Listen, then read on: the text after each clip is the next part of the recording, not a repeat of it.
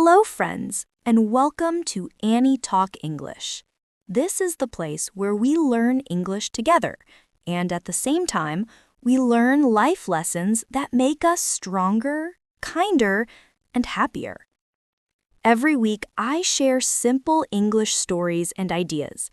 These ideas are not only for your English practice, they are also for your heart. They help you live a better life, step by step, word by word. Today, our topic is very special.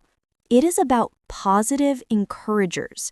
These are the people, the habits, and the choices that give us energy and hope. Let me ask you, who fills your pot? Imagine that you have a big cooking pot in your home, but this pot is not for food. This pot is for your energy, your confidence, and your happiness. Some people in life are pot fillers. After you spend time with them, you feel better, you feel lighter, more peaceful, more alive. They make you smile, they give you strength. But other people in life are pot drillers. After you spend time with them, you feel weaker, you feel tired, you feel sad or even empty.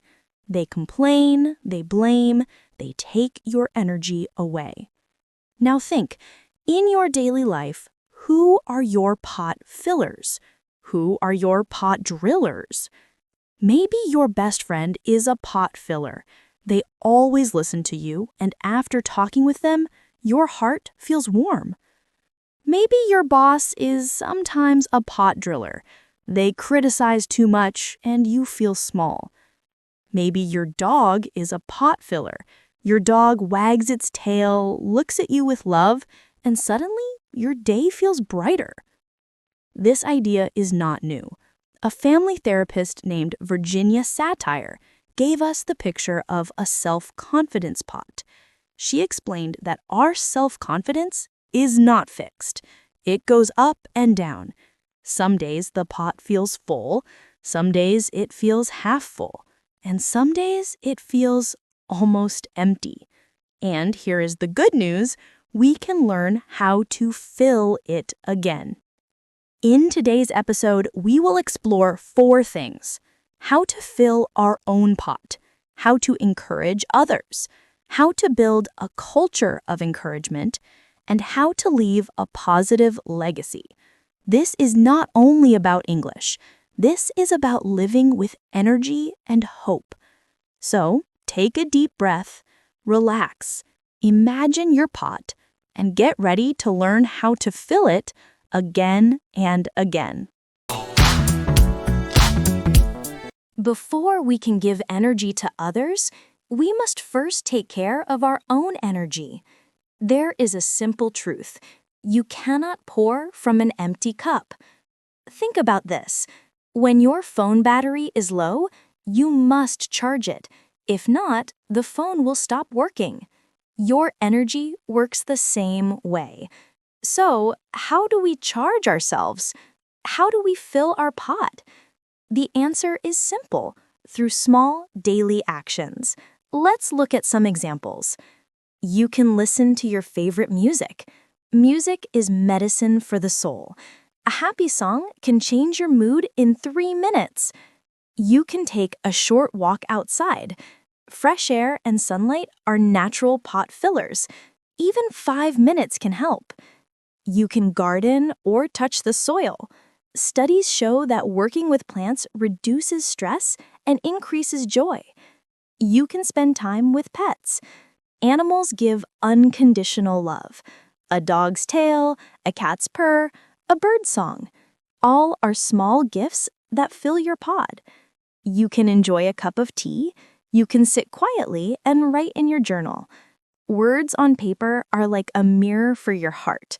You can rest. You can give yourself permission to stop, to breathe, and to relax.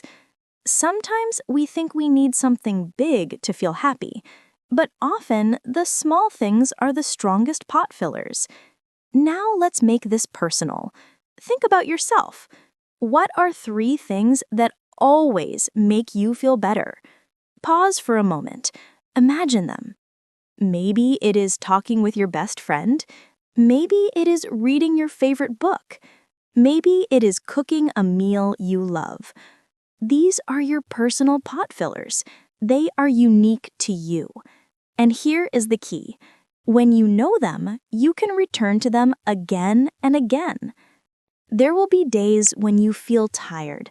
There will be days when life feels heavy. That is normal.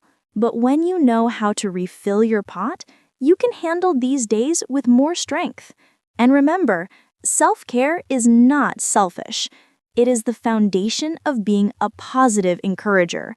When your pot is full, you have more kindness, more patience, and more love to share with others.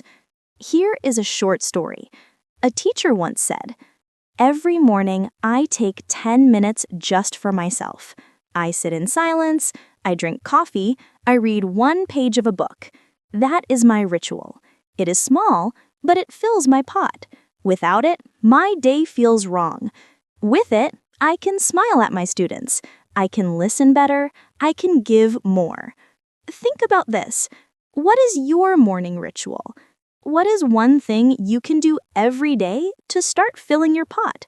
When our own pot is full, we are ready to help fill the pots of others. This is the second step, becoming an encourager. The writer Adam Grant once explained that people can be divided into two groups, takers and givers.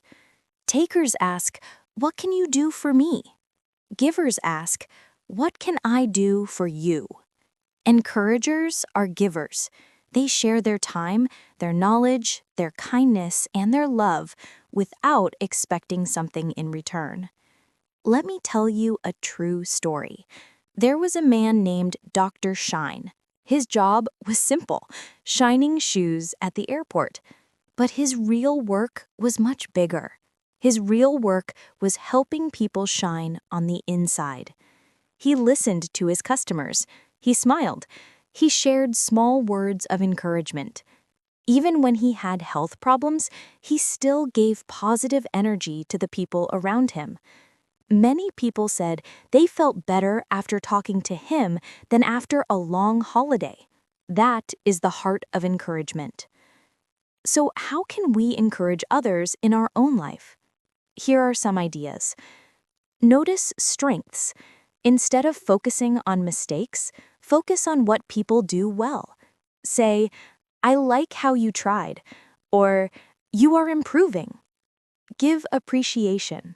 Tell someone one small thing you like about them. "I enjoy your smile. You always listen to me. I admire your kindness." Be present. Sometimes encouragement is not about words. It is about listening. It is about giving your full attention. Think about a time when someone encouraged you. Maybe it was a teacher. Maybe it was a friend. Maybe it was even a stranger. How did it feel? Did it change your day? Now imagine you can give that same feeling to someone else. That is the gift of encouragement.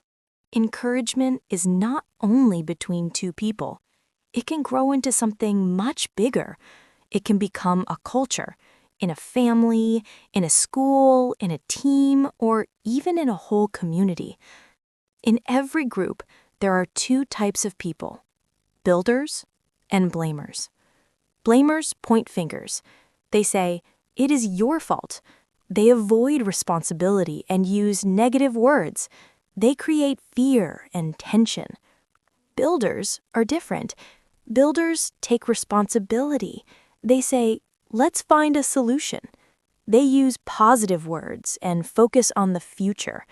Builders create trust. Which one do you want to be? Research supports this. The author Jim Collins studied great companies and described the best leaders as level 5 leaders. These leaders are humble but also strong. They are not focused on their own fame. Instead, they want their team to succeed even after they are gone. That is the spirit of a builder. But you don't need to be a CEO to be a builder. You can be a builder in daily life. At work, Instead of blaming your colleague, support them and solve the problem together. At home, instead of complaining, say thank you. With friends, instead of gossiping, give encouragement. Every small choice builds a culture, and a culture of encouragement is powerful. Builders create hope. Blamers create fear. Builders lift people up. Blamers push people down. Which culture do you want to create? Finally, let us think about our legacy. The psychologist Erik Erikson used the word generativity. It means caring about the next generation and giving something good to the future. Your legacy is not only about money or big achievements. Your legacy is the positive presence you leave behind. Maybe it is teaching your children kindness. Maybe it is encouraging a young colleague at work. Maybe it is supporting a friend when they are sad. These actions may look small, but they're like seeds. Seeds grow in the lives of other people. They continue long after you are gone. So ask yourself, what positive presence will I give to the world? What kindness will I leave behind? What words of encouragement will people remember from me? Thank you so much for listening to Annie Talk English. Remember, fill your own pot first, then fill the pots of others. Choose to be a builder, not a blamer. And always think about the positive presence you will give to the next generation. If you enjoyed this episode, please subscribe, share it with your friends, and come back next time.